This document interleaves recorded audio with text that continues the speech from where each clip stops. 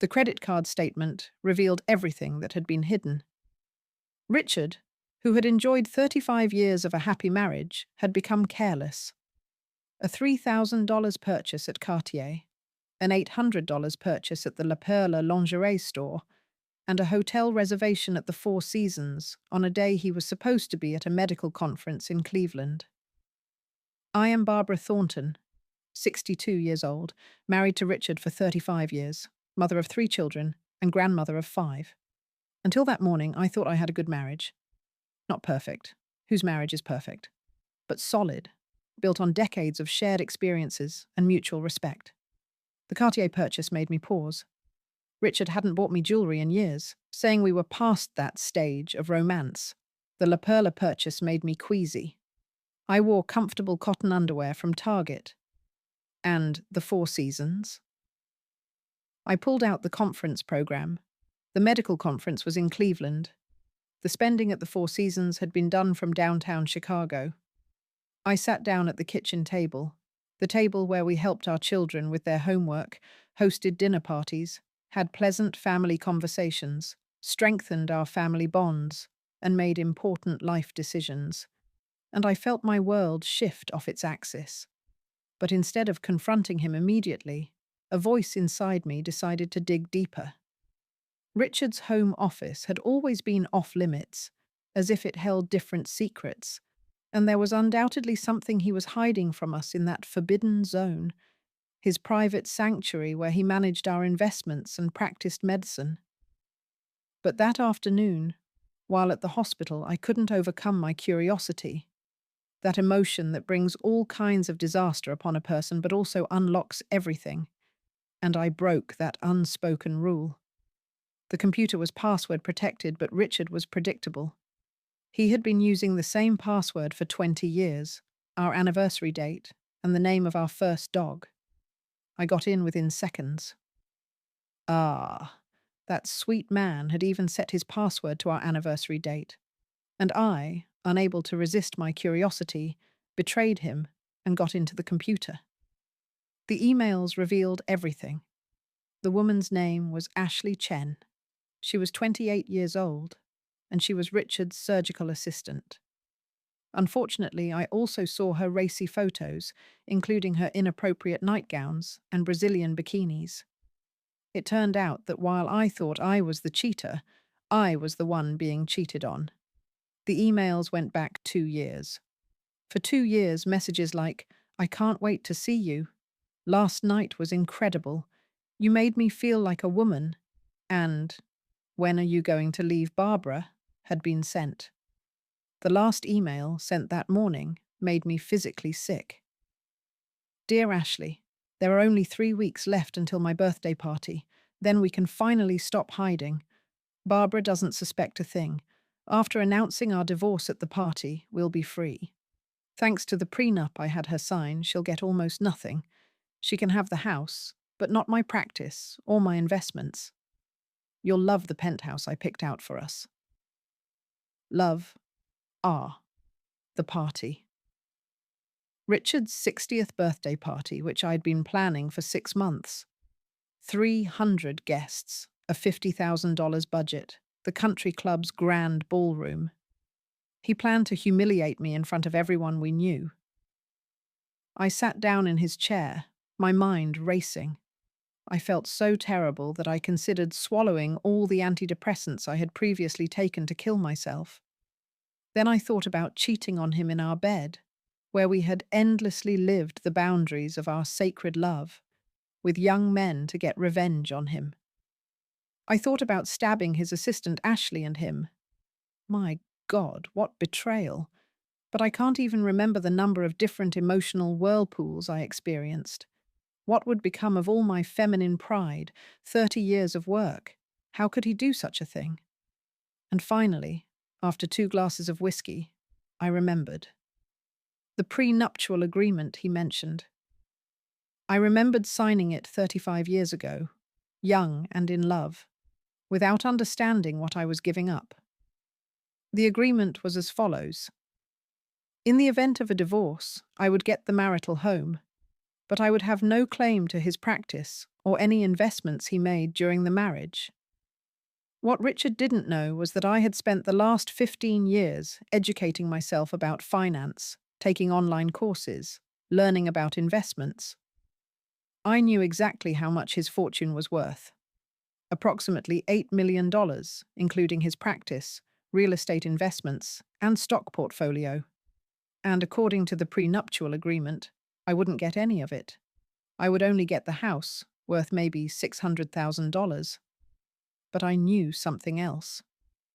Richard had been evading taxes for at least 10 years, hiding his income through shell companies, laundering money, and writing off various personal expenses as business expenses.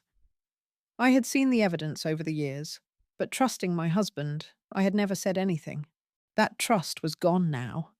There was nothing that the man I trusted hadn't betrayed: me, my family, my neighborhood, my country.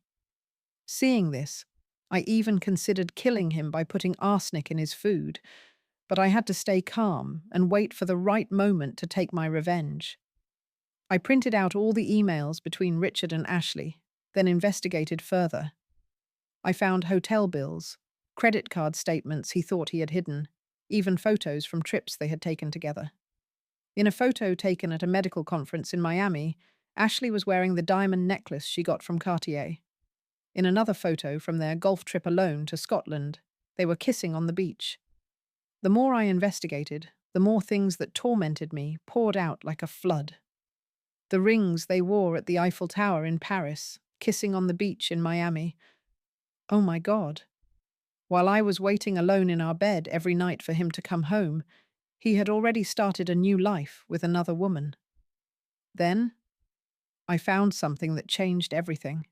A draft email from Richard, dated the day after the party, which he hadn't sent yet. Dear family and friends, it is with mixed emotions that I announce that Barbara and I are divorcing after 35 years.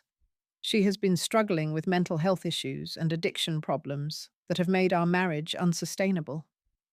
During this difficult time, I found love and support in Dr. Ashley Chen. We plan to marry as soon as the divorce is finalized. Mental health issues? Addiction problems? This man was planning to destroy not only our marriage, but also my reputation. I made copies of everything, then found more. So much more. Richard had been slowly moving assets around, putting properties in Ashley's name, setting up accounts I couldn't touch. He'd been planning this for at least a year. But the cruelest discovery was a video on his phone, synced to his computer. It was from our daughter Jennifer's wedding 2 months ago. In it, Richard gave a toast about the sanctity of marriage, about loyalty and faithfulness, while Ashley sat at a table in the background, smirking. He'd brought his mistress to our daughter's wedding. If you're watching this story unfold and feeling that familiar pang of betrayal, or if you've ever wondered how someone finds the strength to fight back against deception, please consider subscribing to our channel. Your support through likes and subscriptions helps us share more of these powerful stories of resilience and justice. Every subscriber makes a difference in growing our community of survivors and supporters. I sat in that office for 3 hours, documenting everything. Then I put it all back exactly as I'd found it, and went to make dinner like nothing had happened. Richard came home at 7, kissing my cheek absently while scrolling through his phone, probably texting Ashley. "How was your day, dear?" I asked, serving him his favorite meal, coq au vin that took 3 hours to prepare. "Fine. Busy. 3 surgeries. Ashley assisted on the complex spinal fusion. She's remarkably talented." "I'm sure she is," I said, sitting across from him. "Are you excited about your party?" "You know I hate big productions, Barb, but if it makes you happy." "Makes me happy." I was planning his party while he was planning to humiliate me at it. "I've been thinking," I said casually, "we should update our wills. It's been years." Richard looked up sharply. "Why now?" "We're getting older. The kids are settled. It just seems prudent. After the party, he said. Too much going on right now. Of course, after the party. After he'd announced our divorce. That night, as Richard slept beside me, snoring softly, I lay awake planning. He wanted to destroy me publicly? Fine. But I'd learned something from 35 years of being married to a surgeon. If you're going to cut, you need to know exactly where to make the incision for maximum impact. I started the next morning. First, I hired a forensic accountant through a lawyer friend who specialized in high net worth divorces. Not to file for divorce, not yet, but to trace every hidden asset, every fraudulent transaction, every penny Richard had tried to hide. Your husband has been very busy, the accountant, Marcus Webb, told me a week later. But he's also been very sloppy. The trail is clear once you know where to look. How much has he hidden? About $4 million in various accounts, properties, and investments, some in Ashley Chen's name, some in shell companies. It's textbook asset hiding, and it's illegal. And the tax fraud? Extensive. He's underreported income by approximately $2 million over 10 years. The IRS would be very interested in this. Not yet, I said. I need 3 more weeks. The next 2 weeks were an education in deception. I continued planning Richard's party with enthusiasm that must have seemed genuine because he actually complimented me one morning. You're really going all out for this party, Barb. I appreciate it. You only turn 60 once, I replied, thinking about the surprise I had planned for him. Meanwhile, I was building my case. Marcus Webb, the forensic accountant, had uncovered more than just hidden assets. Richard had been billing insurance companies for procedures he hadn't performed, using Ashley's medical license number to double bill patients, and writing prescriptions for narcotics that were being sold illegally, though he'd been careful to make it look like Ashley was the one responsible if anyone investigated. He's setting her up, Marcus told me during one of our clandestine meetings. If anything goes wrong, she takes the fall. She's 28 years old. She probably has no idea, I said, surprising myself by feeling sorry for the woman who'd been sleeping with my husband. Young and naive. Your husband's type, apparently. That's when I made a decision that would change everything. I reached out to Ashley. I created a fake email account and sent her evidence of what Richard was doing, the fraudulent billing under her name, the narcotic prescriptions that could cost her her medical license, the assets he'd hidden in her name that would make her liable for tax evasion. Her response came within hours. Who is this? What do you want? Someone who knows what it's like to be deceived by Richard Thornton. Check your medical license billing records for the last 6 months. See for yourself. It took her 3 days to respond again. We need to meet. We met at a coffee shop 30 miles from town. Ashley was beautiful in that effortless way young people are, with long black hair and intelligent eyes that were currently red from crying. You're Barbara, she said. It wasn't a question. Yes. He told me you were divorced, that you just lived in the same house for convenience until the paperwork was final. We're not divorced. We're not separated.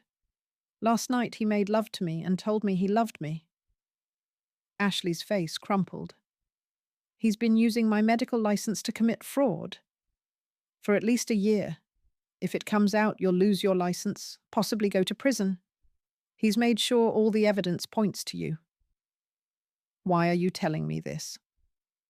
Because I'm going to destroy him at his birthday party, and I want to give you the chance to save yourself first. What do you mean, destroy him? I told her about the email I'd found, his plan to announce our divorce at the party, to paint me as mentally ill and addicted. Ashley went pale. I didn't know. I swear I didn't know.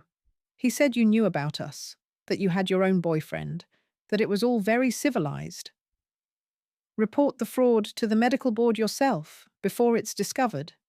Say you just found out. Cooperate fully. You might keep your license. What about Richard? Richard is my problem to solve. Ashley was quiet for a moment, then pulled out her phone and showed me text messages from Richard I hadn't seen. In them, he promised to divorce me, marry her, and make her a partner in his practice. But there were also messages about other women, at least 3 other affairs happening simultaneously. I'm not even the only one, she said bitterly. No, you're just the most convenient. Young, vulnerable, dependent on him for your career. I'm an idiot. You're a victim, but you don't have to stay one. We parted with an understanding. Ashley would protect herself legally, and I would handle Richard. But she gave me one more piece of information that proved invaluable. There's a safe in his office at the hospital. The combination is his birthday. Inside are USB drives with all his real financial records. That night, while Richard was in surgery, I visited his hospital office. The safe opened easily, his birth date, just as Ashley had said. Inside were 3 USB drives containing detailed records of every fraud, every hidden asset, every illegal transaction going back 15 years. It was a prosecutor's dream. I made copies and returned everything exactly as I'd found it. The party planning continued. I met with florists, caterers, and the band. I had special video presentations prepared, telling everyone they were tributes to Richard's career. The country club was decorated with photos from our 35 years together, our wedding, our children's births, family vacations, professional achievements. This is spectacular, Mrs. Thornton, the event coordinator said. Dr. Thornton is a lucky man. He's about to find out just how lucky, I replied. 3 days before the party, I met with my lawyer, Patricia Steinberg, and laid out everything. The affairs, the fraud, the hidden assets, the tax evasion, the plan to humiliate me publicly. This is extensive, she said, reviewing the evidence. We could file for divorce now and take him for everything. No, he wants a public spectacle. He's going to get one. Barbara, revenge might feel good in the moment, but this isn't revenge, it's justice. He's been committing crimes for years, destroying people's lives. Ashley isn't his first affair. I found evidence of at least 6 others, including 2 nurses he had fired when they threatened to expose him. Patricia was quiet for a moment. What do you need from me? Be at the party, have divorce papers ready, and make sure the FBI agent you know is there too. The FBI? Barbara, that's necessary. He's been selling narcotics illegally. That's federal. The morning of the party, Richard was in exceptional spirits. He whistled while getting dressed, spent extra time on his hair, and even complimented my dress. You look nice, Barb. That color suits you. I was wearing black, appropriate for a funeral, which, in a way, this was. Thank you, dear. Are you prepared for your speech?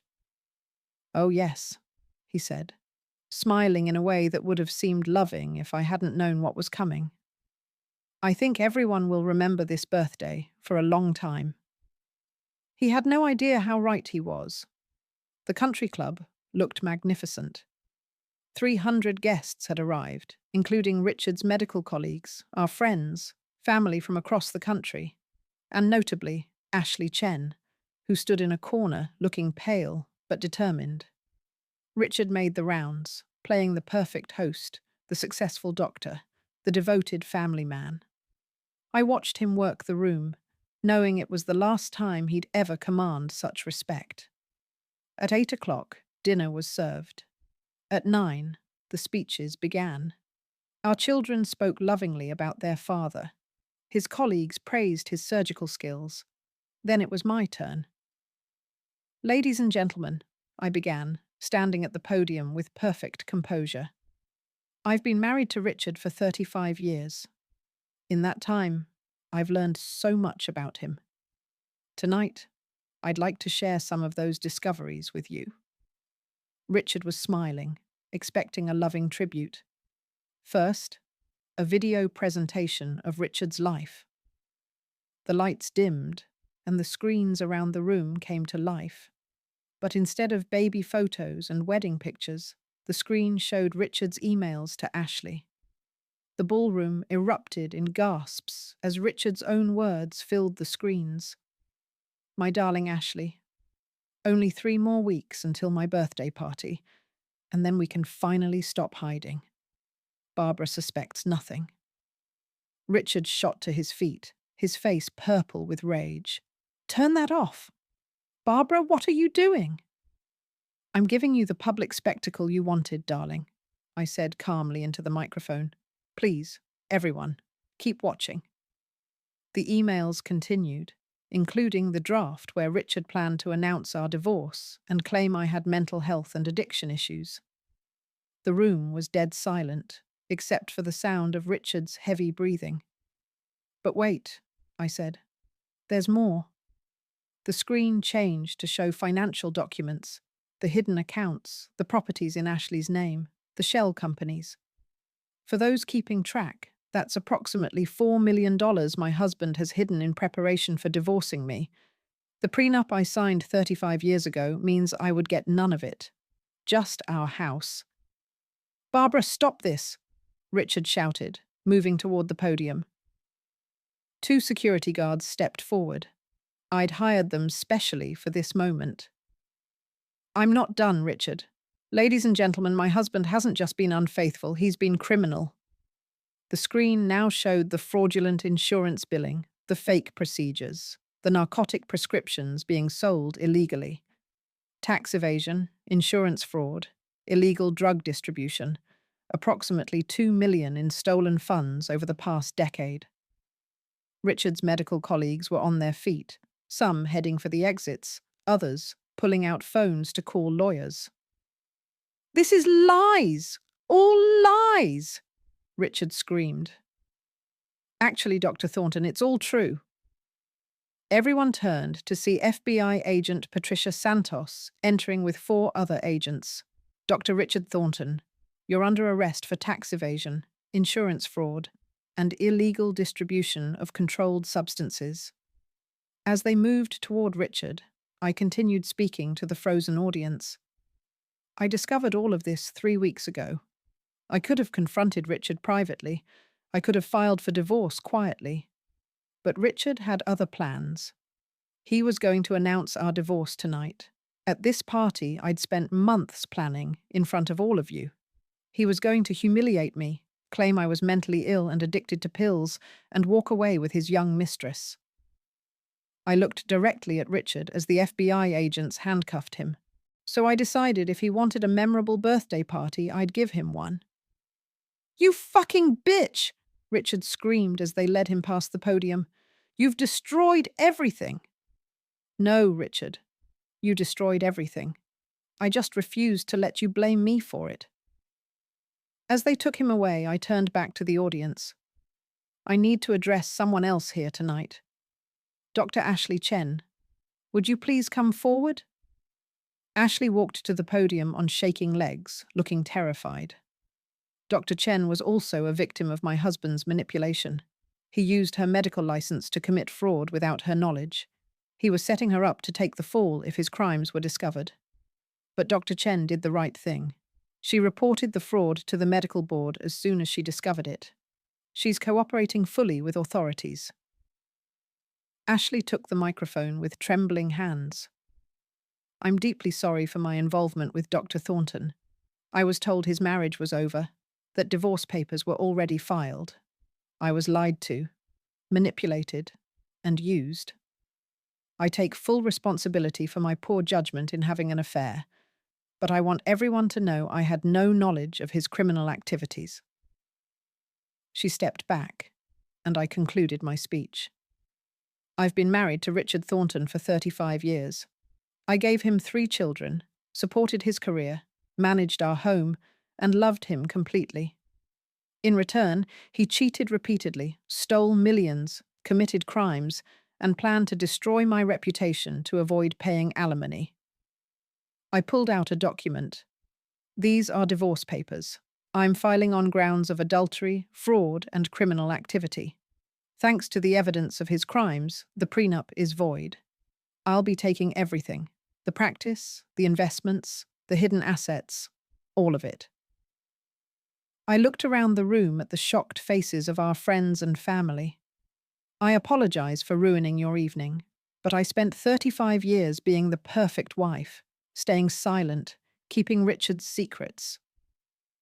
Tonight, I decided silence was no longer an option. The aftermath was swift and brutal. Richard's medical license was suspended immediately pending investigation.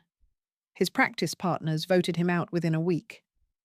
The country club revoked his membership. The legal proceedings took 18 months. Richard was convicted of tax evasion, insurance fraud, and illegal drug distribution. He was sentenced to 7 years in federal prison and ordered to pay $3 million in restitution. The divorce was finalized while he was incarcerated. Despite his lawyer's best efforts, I received everything.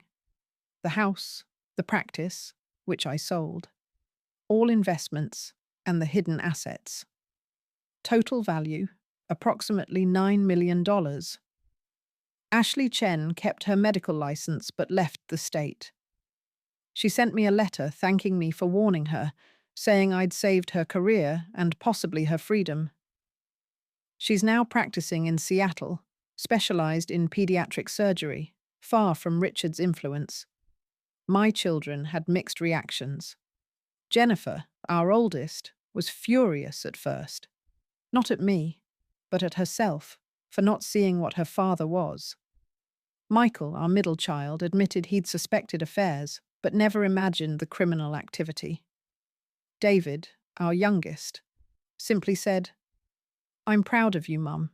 You deserved better." Richard wrote me letters from prison, alternating between rage and pleading. I returned them all unopened until they stopped coming. But the most interesting reaction came from the guests at that party. Over the following months, I received dozens of calls and letters from women who'd been in similar situations. Some had suspected affairs, but stayed silent. Others had discovered financial fraud, but were too frightened to act. My very public destruction of Richard had inspired them to take action in their own lives. "You showed me it's never too late to fight back," one woman wrote. "I'm 71 years old and just filed for divorce after finding out about my husband's 30-year affair." I started a support group for women over 50 dealing with spousal betrayal. We meet monthly, sharing stories, resources, and strategies. We call ourselves the Birthday Party Club, a dark joke about the night that changed everything. Richard was released after serving 5 years, early release for good behavior. He reached out once, asking if we could talk. I agreed to meet him at a public restaurant. He looked older, grayer, diminished. Prison had broken something in him that all his arrogance couldn't rebuild. "Why?" he asked simply. "Why so publicly?" "You were going to humiliate me publicly. You were going to destroy my reputation to save money on alimony. You used that poor girl Ashley as a tool. You committed crimes and expected me to stay silent like I always had." "I loved you once," he said quietly. "No, Richard. You loved having me. There's a difference. You loved having a wife who cooked, cleaned, raised your children, and never questioned where you went at night. You loved having someone to blame for your unhappiness while you lived exactly as you pleased. I lost everything. You threw everything away. I just made sure everyone saw you do it." He left, without ordering, and I never saw him again. I heard through mutual acquaintances that he moved to Florida, works at a small clinic, and lives alone in a 1-bedroom apartment. As for me, I'm 65 now, 3 years past that horrible, wonderful birthday party. I travel, spend time with my grandchildren, and run a foundation helping women escape financial abuse. I've dated a few times, but haven't remarried. Trust, once broken that completely, is hard to rebuild. Sometimes I wonder if I should have handled it differently, more privately, more mercifully. But then I remember that email draft where Richard planned to destroy me publicly, claim I was mentally ill, paint himself as the long-suffering husband finally free. He wanted a memorable birthday party. He wanted 300 people to witness a major announcement.